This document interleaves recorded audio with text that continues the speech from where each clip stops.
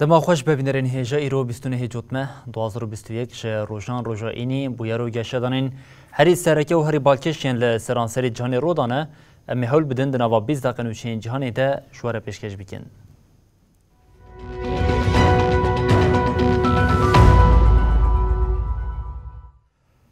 بله جارکن دما خوش ببینرین هیجا ایرو لآسیمانین پایتخت ایتالیا تفگرک زیده یا بالفران هبو جبو جوینا ولاتین گبیست کوی سبا ورل دارخستن لیدرین ولاتان بری خودان روما ده مجارا سرکیا جوینی ده اف هوا باشکرنا آبوری او پیشکتن هیا لیدری دسپیک گهشت رومای جی سروک دولتین یکبوین امریکای جو بایدن بو ده وینا بری ده لدیجی لیدران جی لپایتخت وی سی خوا پیشاندان ورن دارخستن.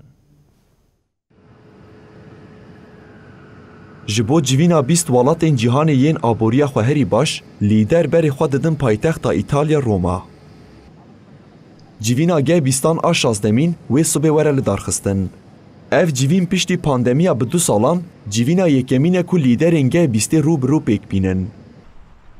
ده پایین نونر 35 ولات و سازیه ناونتوی بشتاری لوتگه لناوندا کنگره یا نوولا لناوچه اور آ پایتخت رومای ببن. سروکین هین ولاتان وک روسیا، چین، ژاپنیا و مکسیکا ایسال ناین رومایی. ده چاوره کرن که لیدرین وان ولاتان بریا آنلاین بشتاری لوتگهی ببن. سروک دولتین یکبوی امریکای جو بایدن و هفجیناوی جیل بایدن ایرو ساعتین سحاری گیشتن روما. بایدن بو یکم لیدری که جبو جوین گیشت پایتخته. دوی نافبر دا بایدن سردانا پاپا کرش. بایدن ده تواهی روژه دوی هفدیتنان پیک بینه. روژوین سرکه یا جوینا کوسی و 31 جوتمه ده پیک ورشی پشتی کووید 19 باشکرن آبوری باشکرتنا جبو آبوری الکترونیک و افغانستان هیه. لگور برنامه کو سروک وزیر ایتالیای پار وکری لیدر و بشتار سیر رونشتنین به سرناوین آبوریا گردونی و تندرستیا گردونی گوهرین آف هوا و خوزا و پیشوچونا بردوان ببن. دوی نافبری ده لپایتخت تدبیرین تونتین جبو اولکاری هاتنه گرتن. هرمه که بقاسی 10 کیلومتریان لنیزی جیه جوین روش اولکاریا بلند هاتیه را گهاندن. هر وهاد دما جوین ده قاد هوایی یا پایتخت ایتالیایی جی وک هرم قدخه لفرین هات را گهاندن. لگوری نوچین چاپمنیا ایتالیا و ایرو لپایتخت رومای خوا پیشاندانک و صبح دو خوا پیشاندان بین لدارخستن. خواندکار و اکتیویستین هاویردور ده چالاکیه ایرو لدار بخن.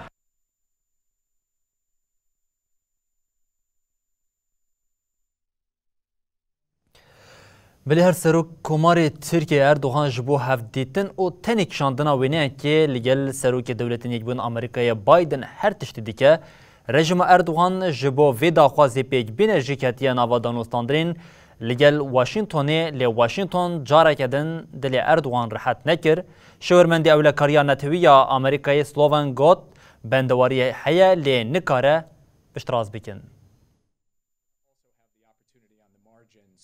شیورمند اولهی نتوی امریکای جک سالیون درباره پلان هفدیتین سروک امریکای جو بایدن و سروکومار ترکیه رجب طایب اردوغان آد لوتگه آف هوای یا نتوی نیکبوی یا که هفته پیش دا لگلاسکو دیل دارخستن ده داخویانی دا.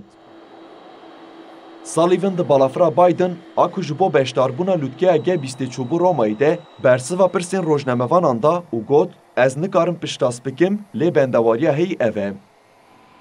انقره که جبر پرگالا پاراستن یا S-400 یا که روسیای کری جالی واشنطن و ج برنامه F-35 هات درخستن ج دولتین یکبوی امریکای 1.4 میلیارد دلار و گری دخوازه. سروکومار اردوغان روژا چارشمه داخویانی خود دستنشان کرد که اوی لگلاسکو به بایدن را هفدیتن بکن و مجار هری گرینگ یا هفدیتن جی F-35. اردوغان درباره ایاده کرنا پره ایده وها گود. هین آگاهی ده آستا جیر ده مگرتی هنه. ده درباره داین F-16 انده هنک آگاهی گرتنه. آگاهین کو me girtî ew e planek heye ku ji bo wî karî bi van pereyan bikin. Li gorî nûçeya Ajansa Nûçeyan ya Fransa AFP, rayedarekî Amerîkî got biryara Enqereya F-16yan jî wê bi mijara S-400 ve bêgirêdan. Ji ber heman mijarê Enqere ji çêkirin û kirina bernameya F-35 hatibû derxistin. Washington iddia dike ku sistemên parastinên mûşekî yên ku ji aliyê Rûsyayê ve hatine çêkirin, metirsî li ser sîstema F-35 ku ji aliyê gelek hevalbendên NATOyê ve tê bikaranîn dike. Sedema bingehên ya Washingtonê jî ew e ku Moskova biriya sîstema S-400 agahiyên derbarê balafirên herî pêşketê yê NATOyê ku ji cûreya F-35 çêbike. Duh şandeyeke Wezaretê Parastinê ya Amerîkayê li Enqerê derbarê derxistina Tirkiyeyê ji bernameya F-35 de hevdîtinek pêkanîbûn û piştî civînê Wezareta Parastinê ya Tirkiyeyê ragihandibû ku li hev kirin ku danûstandin dewam bikin. Piştî van hevdîtinan hat ragihandin ku Wezîrê Parastinê Hulusi Akar û hempîşeyê xwe yê Amerîkî Lloyd Austin bi telefonê axivîn. Di peywendiya telefonî de hat gotin mijarên parastin û ewlehiyê yên dualî û herêmî hatin gotûbêjkirin. Beriya civîna COP26 a li Glasgowê were li darxistin rêxistinên cîhanê hişyariya li pey hişyariyê didin. Rêxistinên navnetwê ji bo bala lîderan bikişînin li ser avhewayê nameyekê hevpar nivîsandin rêxistinan xwestin ku ji bo rewşê gavekê hevpar jî were avêtin.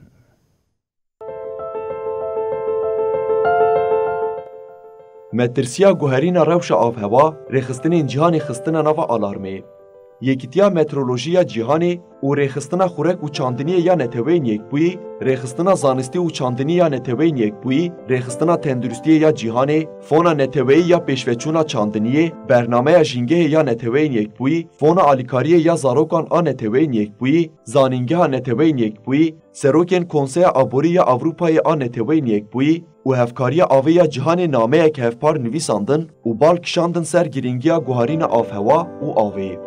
Di nameyê de bank li lîderên welatên endam hat kirin ku berî konferansa 26 a partiyên peymana çarçoveya guhertina avhewayê ya neteweyên yekbûyî ku wê 31 cotmehê li Glasgowê bê li darxistin, mijarên av û guherîna avhewayê esas bigirin.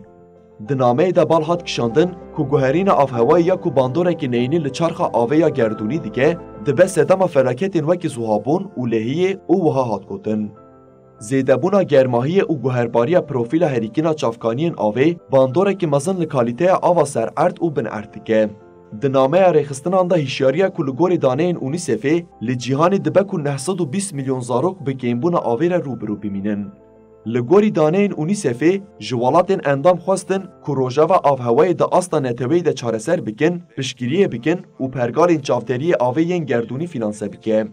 Civîna COP26 wê 31 cotmehê dest pê bike û heta 12 mijdarê dewam bike. Nêzî 140 serokên welatan wê beşdar bibin. Di Lûtkeyê de armanca serekeya nîqaşan wê ji bo daxistina pîleya germahiya cîhanê ji bo yek bêhnok pênc be. Her wiha ji bo heta sala 2050 tunekirina emîsyonên karbonê be.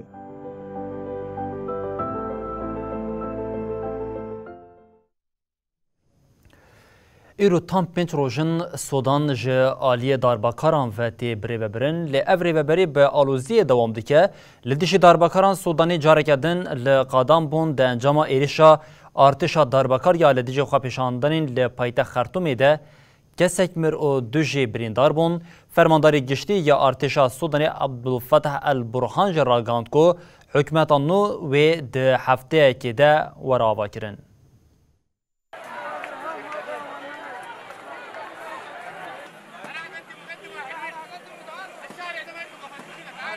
Li ser banga çalakiyên li dijî darbekaran Sudanî li qadanin.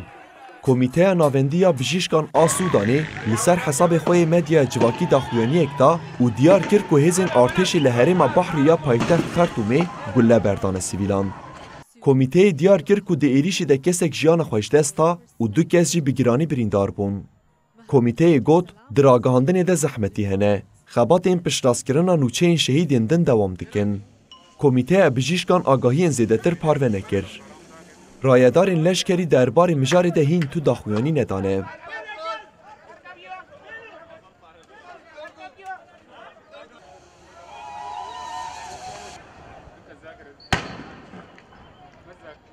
دوه ji balyozxaneya Amerîkiya li Xertûmê re gihand ku ji roja sêşemê û vir ve li paytextê di xwepêşandanên li dijî leşkerî de 12 kes mirine û 100 kes jî birîndar bûne.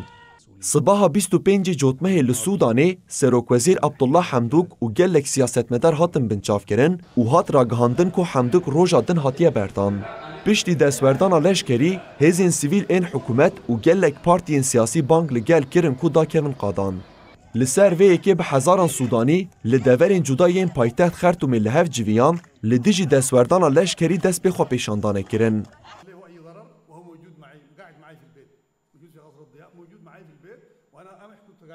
Fermandarê giştî yê Artêşa Sûdanê Abdulfettah El-Burhan ragihand ku Meclîsa Serweriyê û Kabîneya Wezîran hatine betalkirin û ji bo nûnertiya hemû beşên Sûdanê hikûmetekî ji kesên pispor wê were avakirin. El-Burhan da axaftina xwe ya ji ajansa Sputnik a Rûsyayê re got, ew hêvî dike ku Serokwezîr û endamê Meclîsa Serdestiyê di hefteyekê de werin diyarkirin. Em ê Serokwezîr ji teknokratan hilbijêrin.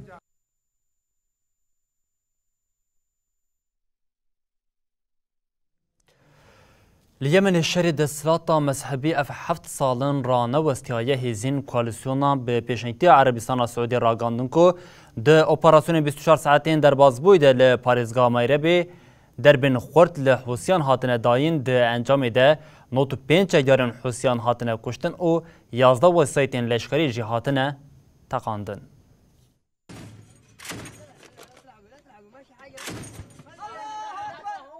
Li Yemenê 7 salin şerra newestiye. Ji destpêka salê ve şerê herî dijwar jî li derdora herêma Merbê rû dide. Hêzên koalîsyona bi pêşengiya Erebistana Siûdî bi daxuyaniyeke nivîskî ragihand ku di nava 24 saetên dawî de li herêmên El Cewba û El Kesareyên Merbê li dijî Hûsiyan 22 operasyon hatin darxistin. Di operasyonan de 95 çekdarên Hûsî hatine kuştin û 11 wîsayetên leşkerî jî hatine teqandin. Wezîrê Ragihandinê Yemenê Muammer El-Eryanî doh bi şev li ser hesabê xwe yê Twitterê daxuyaniyek da û diyar kir ku di encama êrîşa Hûsiyan ya navçeya Cewbeyê ji sivîlan kuştî û birîndar çêbûn. El-Eryanî îddia kir ku ev mûşek yên Îranî ne. Di nûçeya televizyona El-Masîra ya girêdayê Hûsiyan de hat ragihandin ku Hûsiyan bajarokê Cewba kontrol kirine. Hûsî ji bo kontrolkirina Merbê ji sibata 2021 ve êrişê xwe yên li ser herêmê zêde kiriye. Herêma Merbê wekeke lehadawî ya hikûmeta Yemenî ya herêmê ye. Herêm duwarê sotemeniya dîzel û gaza petrolê ya welat herîzê de têbkaranîn de dewlemend e. Tevî agirbesta hêzên navneteweyî jî bi meha neşer didome. Piştî sala 2014 paytexta welat Sana kete destê Hûsiyan û vir ve şereke dijwar dest pê kir. Li aliyekê hêzên hikûmetê ku Erebistana Siûdî piştevanî dike, li aliyê din jî Hûsî hene.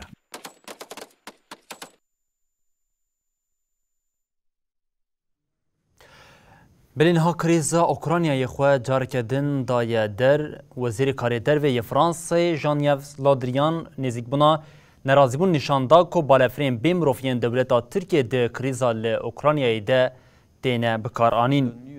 Wezîrê Karê Derve yê Fransayê Jean-Yves Le Drian di civîneke çapemeniyê de bersiv da pirsên li ser bikaranîna balafirên bê miroviyên Bayraktar TB2 ku li herêma Donbasê ji aliyê artêşa Ukraynayê ve tên bikaranîn. Le Drian got, çekên giran yên ku bi peymanên Mînskê hatine qedexekirin hîn zêde têne bikaranîn. Bikaranîna balafirên bê mirov a bi tîpa Bayraktar ku profesyonelên artêşa Ukraynayê ragihandine ku bikaranîne me dixe navafikaran ku dijminatiya li rojdatê Ukraynayê zêde bibe. Ev yek jî li dijî tedbîrên xurtkirina agirbestê ya ku 27 tîrmeha 2020 ketiye Meryetê. Wezîrê Karê Derve yê Rûsyayê Sergey Lavrov jî 27 Cotmehê li Moskowayê di civîneke çapemeniyê de bersiv da pirsên rojnamavanan û got, niha em vê agahiyê lêkolîn dikin. Gelek zehmet ku bêfikiran din ku di daxuyaniyên dawî yên rêveberiyan Kievê de çi rast çi derewe. Ji sala 2014 ve artêşa Ukraynayê û herêma Donbasê ya alîgirê Rûsyayê li şer diqewme. Di vê şerê de zêdeyê 13,000 kesî jiyana xwe ji dest daye.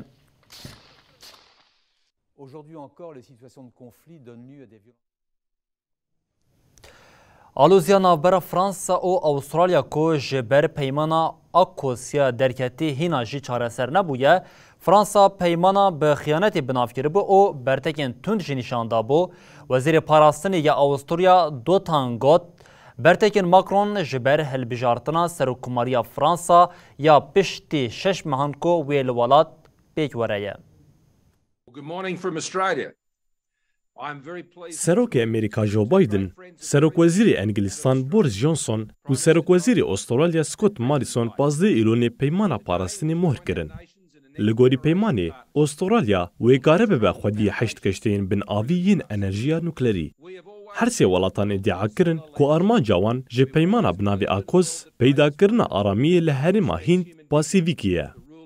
لگوری نوچه روزنامه دگو آردی آن وزیر پارستنی استرالیای پیتر دوتون دیار کرد که دو سروکمار فرانسای ماکرون و سروک وزیر استرالیای سکوت موریسون لسر تلیفون آخافتنه چیکر کرن. دوتون درباره آلوزیا کجبر پیمان آکوس آد تکلی نابرا کامبرا و پاریسی ده درکتیه گوت. حکومت استرالیای هرسا ماکرون فهم کرد. بیر بینن لفرانسا دنیسانا سالا پیش ده هلبجارتنه که سیاستمندار و هلبجارتن حرتم تولهویه که بالکش دکن. از ده فکرم که پشتی سالا بی ام دکارم پی واجوی آسایی کرنا تکلیان بدومینن.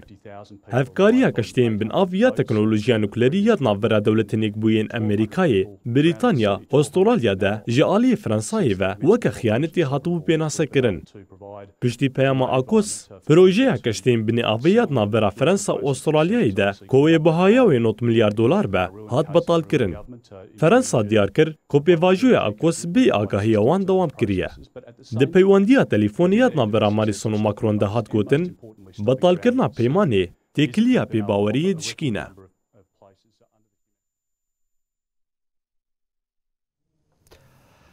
پلانین اسرائیلیین آواکرنا خانی نو لشریعه روش آوا راستی برتکان ها 12 ولاتین اوروپای برتک نشانی ریوبریا اسرائیل کو ده خوازه لشریعه روش آوا جبو یهودیان آواهیان چه بکه جی نشانده. داخوانی نیویسکی یا هفپار آشرمزار کرنا اسرائیلی جی اسپانیا، آلمانیا، بلژیکا، دانمارکا، فرانسا، ایتالیا، هولندا، ایرلندا، نروژ، پولونیا، سوئد و فنلاندی هات.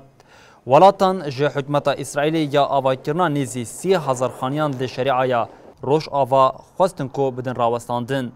12 ولاتین اوروپایی ده داخلیا خود وها گوتن.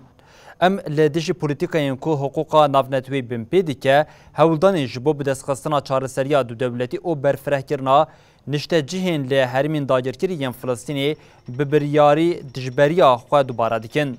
نزدیکی 475,000 جوهین اسرائیلی لوارگهین لشریعه روشاوا کو لگوری قانونا نافنتوی نه قانونی تین حساباندن جدیجین لآلیا کدن جنا فلسطینی الا نباتا دو جبو پاراستنا گورا کوری خویی لروشلات قدسیه ده چالکیه ده لدیجی بریارا شارداریا کووی لحریما گورستان لیا باخچه که چه که الا دست به چالکیه کریه.